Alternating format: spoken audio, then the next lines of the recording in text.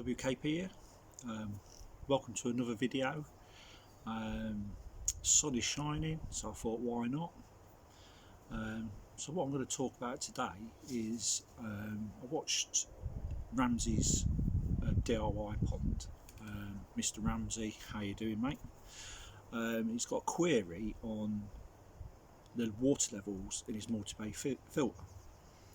So I thought what I'd do is do a bit of a waffle on how mine's set up and see if it gives out any ideas or tips. The thing is he's not actually being there physically with the filter. It's a bit hard sometimes to come across in a text or on a video actually what you mean and how to set it up correctly.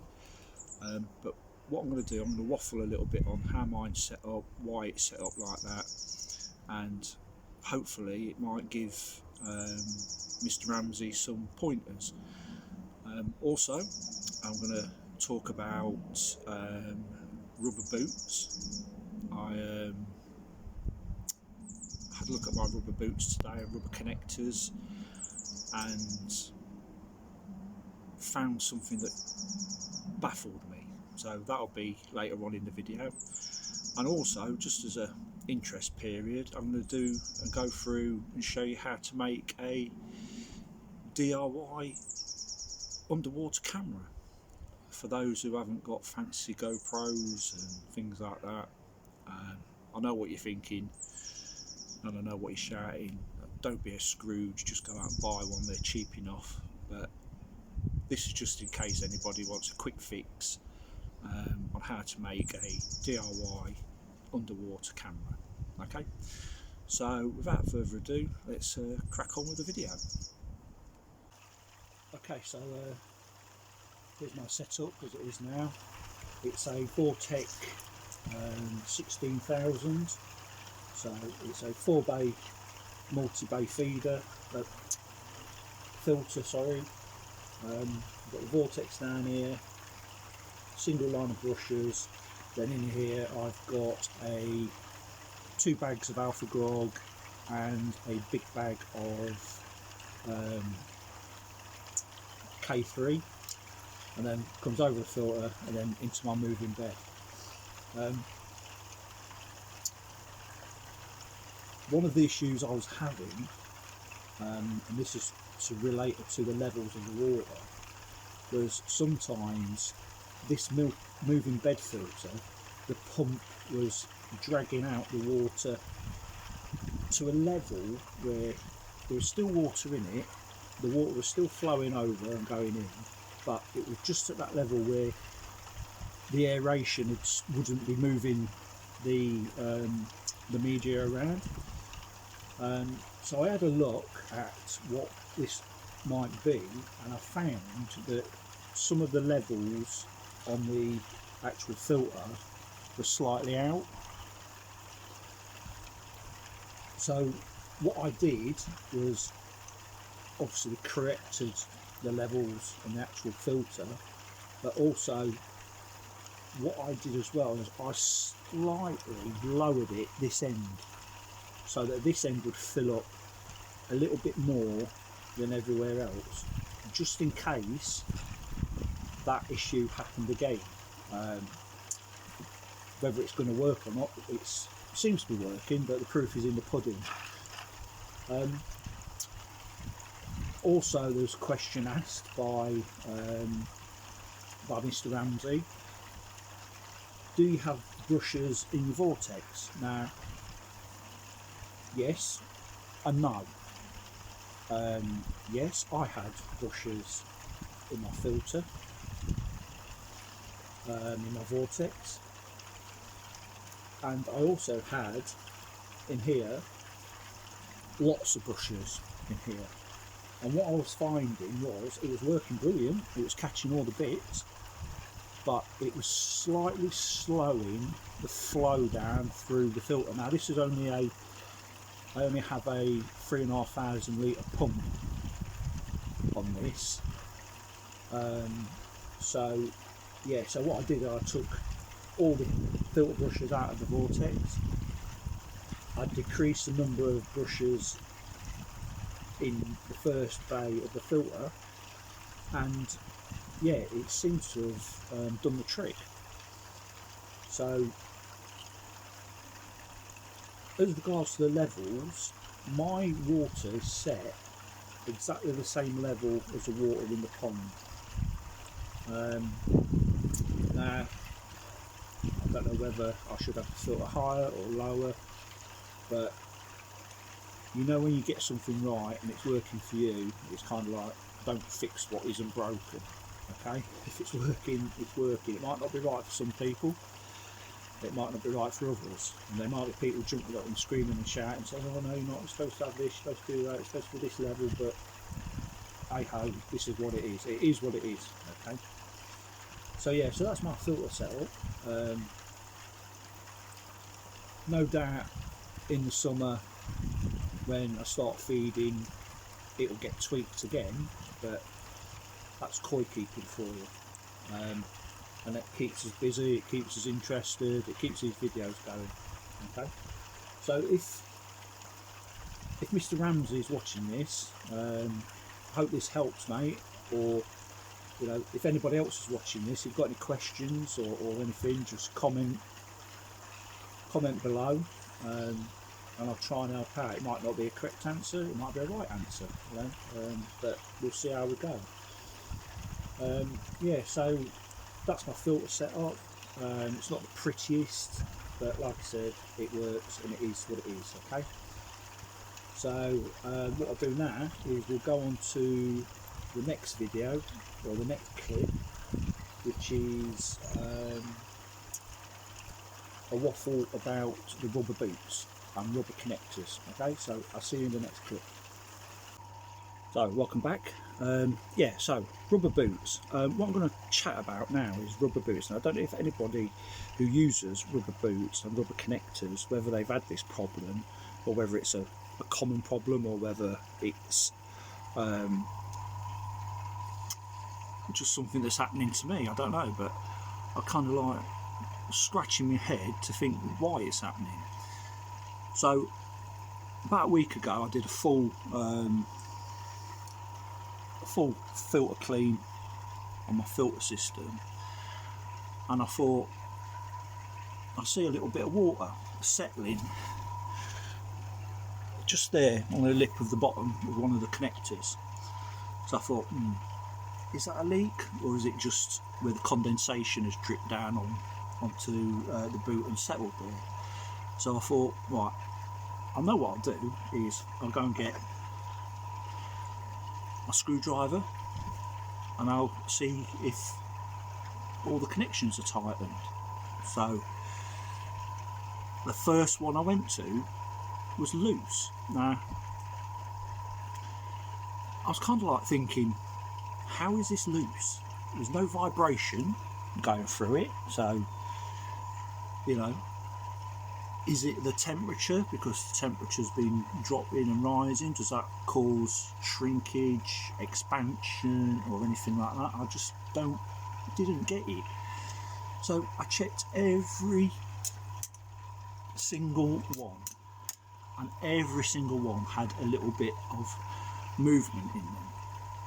So obviously I tightened them up as tight as I could get. It's been fine. I think the water that was settling on here was actually, it wasn't leaking due to that, it was condensation was dripping down and settling there. But what I'm going to do now, while I'm here, I'm going to actually see if it's happened again. So I hope you can see that all right, because the sun's a bit blurry, but here we go.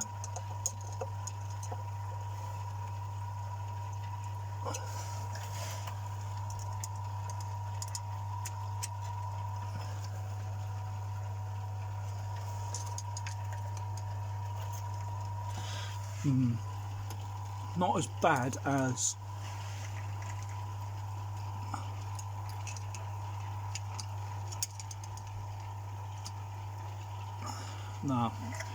no, they seem to be pretty tight now. There's just that one was just slightly a little loose, but yeah, it's a bit of a strange one, that. So I don't know if anybody who uses these or have got these on their system have had problems with this.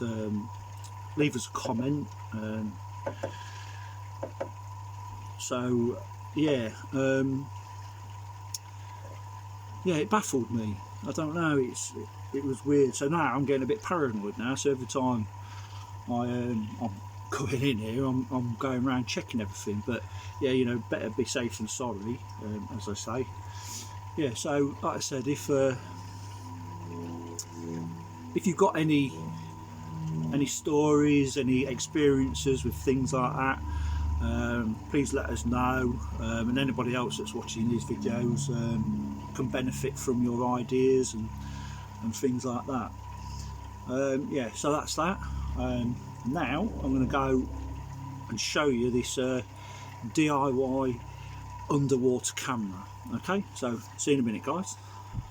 Welcome back, guys. I hope you enjoyed that video of the waffle on with the multi-bay filter and the query about the rubber boots. Maybe people have experienced it. So yeah, please let us know, drop us a comment, and yeah, we'll see what happens. Yeah, so if you haven't already, please watch all my other videos, and please like and subscribe and hit that notification bell. All the new subscribers, thank you for joining, and thank you to the old subscribers for all the comments. I've just passed 50 subscribers, so I know what you're thinking. Where was the giveaway? Where was the giveaway? Passing the 58 subscribers kind of like ambushed me. I didn't even expect it. Checked my phone one day and it was 50 subscribers. It went from sort of like, I don't know, 45 to 53 just in sort of like 2 days, which is excellent. So yeah, so you know, okay, if I hit 100 subscribers, then I will do a giveaway. Okay, I've committed myself to that now. I don't know what it will be. It's not going to be a massive thing, but it will be something koi related, let's say. Okay.